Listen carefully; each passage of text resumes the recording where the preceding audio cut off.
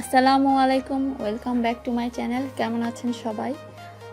Capsicum টেম্পোরা এটি আমরা সবাই রেস্টুরেন্টে গিয়ে কম বেশি খেয়ে থাকি। আজকে আমি তৈরি করে দেখাবো এই মজাদার স্বাদের টেম্পোরাটি।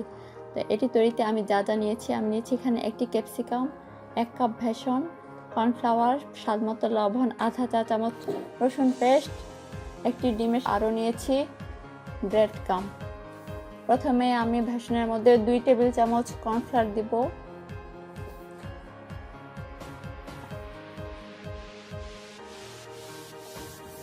এতে লবণ আর রসুন পেস্ট দিয়ে দিব, আর একটি ডিমের কুসুম দিয়ে ভালো করে ব্যাটার তৈরি করব। ব্যাটারটা এমনভাবে তৈরি করতে হবে সেটা যেন পাতলাও হয় না আবার ঘনও হয় না, যে দেখুন এমন হবে।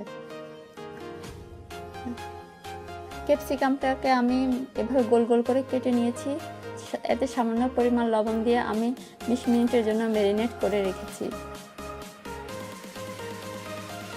প্রথমে আমি ক্যাপসিকামগুলোকে এভাবে বেসনের মধ্যে চুবিয়ে নিব।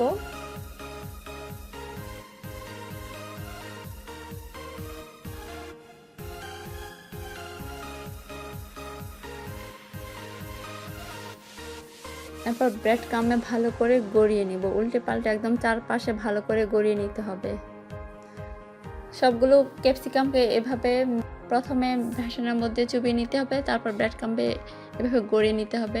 এরপর 20 মিনিটের জন্য সেট হওয়ার জন্য রেফ্রিজারেটরে রেখে দিতে হবে।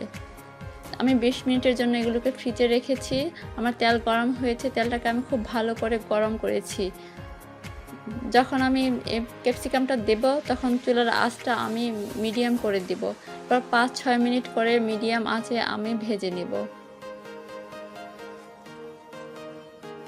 যখন গোল্ডেন আকারের হবে তখন আমি তেল থেকে উঠিয়ে নিব।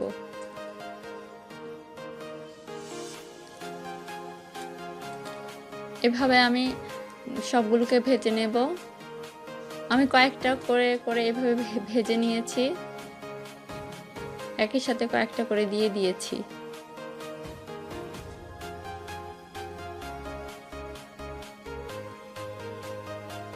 দেখা যাচ্ছে গোল্ডেন আকার হয়ে গেছে।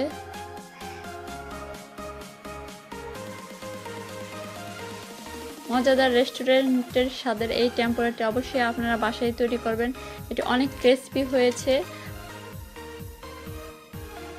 হয়ে গেছে আমার মজাদার স্বাদের ক্যাপসিকাম টেম্পোরা। কেমন হয়েছে আপনারা বাসায় তৈরি করে খাবেন, আর কেমন হয়েছে আমাকে অবশ্যই জানাবেন।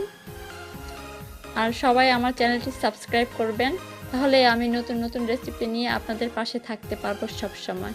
আজকের মতো এখানেই শেষ করছি। আল্লাহ হাফেজ।